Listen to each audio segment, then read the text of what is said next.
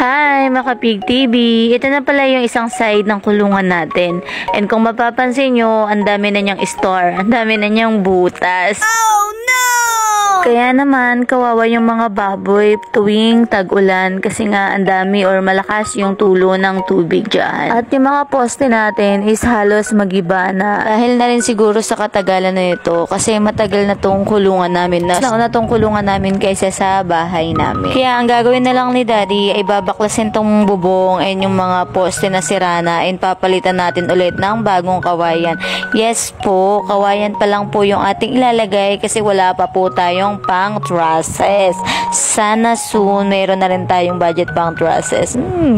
Bless us Lord, bless us Lord. Nag-start na si Daddy magbaklas and siya lang yung magbububong dito, magbabaklas ng ating kulungan habang wala pa po tayong masyadong stock na baboy. Sasamantalahin na natin tong panahon na tag-init para naman ready na tayo and prepare na tayo sa darating na tag-ulan. And yung ibang flooring natin dito ay patataasin po natin dahil po konting ulan lang ay naaabot na po ito ng tubig. Natutubog agad dito sa part na ito. Buti na lang masipag si Daddy and hindi na natin kailangan ng iba pang labor dahil kayang-kaya na daw niya yan.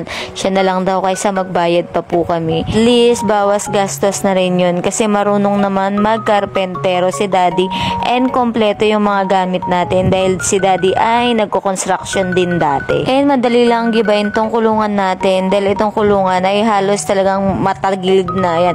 Isang bagyo na lang to, bagsak na tong bubong namin. Kaya kailangan talaga namin i-repair tong bubong para naman maging maayos yung ating mga alagang baboy pag kinuha natin or in-stock po natin dito. Kasi syempre dito na yung pinaka main of source namin. Ano ba yan? Main na nga, source pa. Ito yung pinaka-source of income namin. Kailangan din talaga namin i-maintain itong area natin ng kulungan na isa. And kung mapapansin nyo, ang bilis lang ni Daddy matanggal kasi talaga yung yero dyan is parang nalulusaw na pag tinanggal ni Daddy. Halos maiwan na rin yung pako na pinagpakuan natin dyan.